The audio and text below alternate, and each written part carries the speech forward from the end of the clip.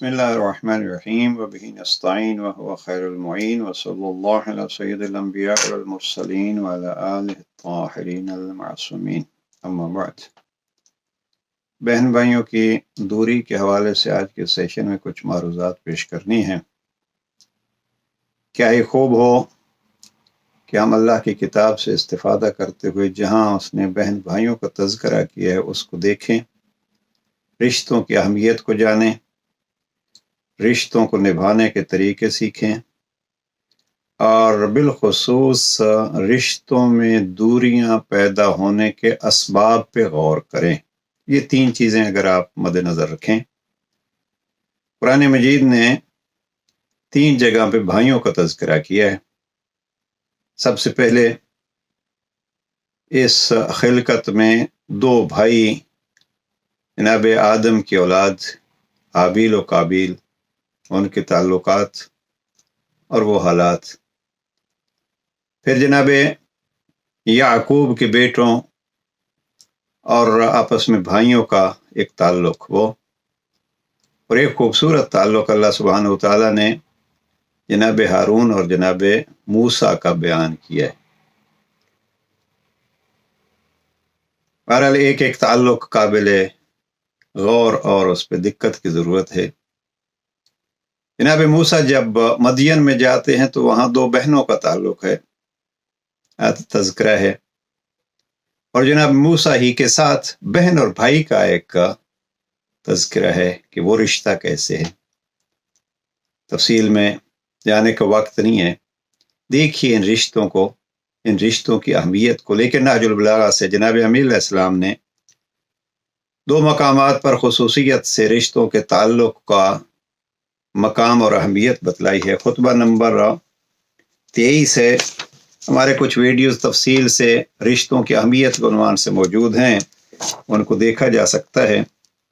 یہاں خطبہ 23 میں جناب امیر علیہ السلام فرماتے، لوگوں، کوئی شخص بھی اگرچہ وہ مالدار ہو جائے تو اپنے قبیلے والوں سے اس امر سے کہ وہ اپنے ہاتھوں اور زبانوں سے اس کی حمایت کریں بے نیاز نہیں ہو سکتا، اور وہی لوگ یعنی یہی رشتہ دار سب سے زیادہ اس کے پشت پناہ اور اس کی پریشانیوں کو دور کرنے والے اور مصیبت پڑنے کی صورت میں اس پر شفیق و مہربان ہوتے ہیں۔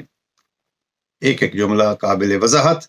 جناب امیر علیہ السلام نے بالخصوص مال کا تذکرہ کر کے، اس لیے کہ ہم اکثر مال کے غرور میں اپنے رشتوں کو بھلا دیتے ہیں۔ نہیں، رشتے کو اہم سمجھیے، مال ثانوی ہے۔ بھائی اور بہن کو اہمیت دیجیے، بھائی اور بہن غریب ہو، اس کو آپ کی ضرورت ہے تو آپ آگے بڑھیے۔ کبھی بھائی کو بھائی سے اپنی ضرورت مانگنی نہ پڑے، بلکہ بالخصوص بہنوں کا ایک سلسلہ مانگنی نہیں پڑے۔ نہیں، آپ کو معلوم ہو کہ ان کی ضرورت کیا ہے، ہم پہلے تو ان کی زندگی کی معلومات رکھتے ہوں کہ ان کی ضرورت کیا ہے، اور پھر یہ ہے کہ وہ ضرورت پوری کر سکیں اور کریں۔ اور بعض اوقات اگر ضرورت پوری نہیں ہو سکتی تو اس کے لیے بھی تسکین قلب ضروری ہے۔ تو ایک اہمیت یہاں امام نے بتلائی ہے۔ اور خط 31 کے آخر میں جناب امیر المومنین نے اپنے بھائی کو جو وصیت کی ہے، نہج البلاغہ کے صفحہ 729 پہ اگر آپ جائیں، یہ بالکل اس خط 31 کے آخری حصے میں، تو وہاں جناب امیر علیہ السلام نے فرمایا کہ وَاجْعَلْ لِكُلِّ إِنسَانٍ مِّنْ خَدَمِكَ عَمَلًا تَأْخُذْهُ فَإِنَّهُ أَحْرَىٰ أَنْ لَا يَتَوَاقَعُوا فِي خِدْمَتِكَ۔ یہاں امام شروع کرتے ہیں وَأَكْرِمْ عَشِيرَتَكَ فَإِنَّهُمْ جَنَاحُكَ الَّذِي بِهِ تَطِيرُ۔ اپنے خاندان کا احترام کر، اس لیے کہ وہ تیرے پر ہیں جن سے تو پرواز کرتا ہے، وہ تیری بنیاد ہیں جن کا تو سہارا لیتا ہے، اور وہ تیرے ہاتھ ہیں جن سے تو اپنا دفاع کرتا ہے، یا کچھ حق لینا ہو تو حملہ کرتا ہے۔ اب یہ ہے اہمیت جناب امیر علیہ السلام نے 2 جگہوں پہ بتلائی، 3 جملے کہے، اور اسی خط 31 میں ہی اس رشتے کو نبھانے کا طریقہ بھی بتلایا ہے۔ امام فرماتے احمل نفسک من اخیک عند صرمہ علی الصلہ۔ اپنے کو اپنے بھائی کے لیے اس پر آمادہ کرو کہ جب وہ دوستی توڑے تو تم اسے جوڑو، وہ منہ پھیرے تو آپ آگے بڑھو، وہ لطف و مہربانی سے پیش آؤ۔ وہ تمہارے لیے کنجوسی کرے تو تم اس پر خرچ کرو، وہ دوری اختیار کرے تو تم اس کے نزدیک ہونے کی کوشش کرو، وہ سختی کرتا رہے تم نرمی کرو، وہ خطا کا مرتکب ہو تم اس کے لیے عذر تلاش کرو، یہاں تک کہ گویا تم اس کے غلام اور وہ تمہارا آقا نعمت ہے۔ اب یہ اگر طریقہ کار ہو تو بہن بھائیوں کا رشتہ دوریوں سے محفوظ رہ سکتا ہے۔ اب ہم رشتوں کو کیوں کھو بیٹھتے ہیں؟ ایک تو یہ کہ ہم ان کے تقدس کو نہیں جانتے، دوسرا ایک بڑی وجہ حسد ہے اور اپنی من پسندی اور منفعت پسندی ہے، اور ہم اپنے آپ کو جناب یوسف کے بھائیوں نے جب جناب یوسف کو کنویں میں پھینکا، دو وجہ تھیں۔ ایک یہ ہے کہ یہ ہمارے باپ کے نزدیک بہت پیارا ہے، اس کو آنکھوں سے ہٹاؤ تاکہ باپ کا پیار ہماری طرف آئے۔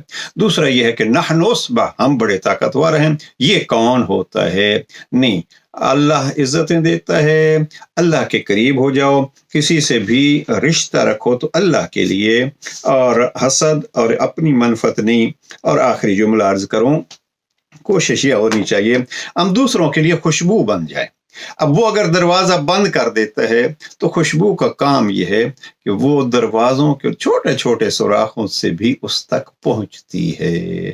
ہم دوسروں کی خوشیوں کا اور دوسروں کے فائدے کا ذریعہ بنے، نہ کہ دوسروں کے غموں کا اور دوسروں کے نقصان کا۔ تو یہ اگر ذریعہ ہوگا تو یہ دوریاں ختم ہوں گی۔ آپ مت انتظار کیجیے، ہمیں مت انتظار کرنا چاہیے کہ وہ ہاتھ آگے بڑھائے گا، نہیں، ہمیں ہاتھ آگے بڑھانا چاہیے۔ پروردگار ان رشتوں کے تقدس کو جاننے اور اس کو نبھانے کی توفیق نصیب فرمائے۔ والسلام علیکم ورحمۃ اللہ۔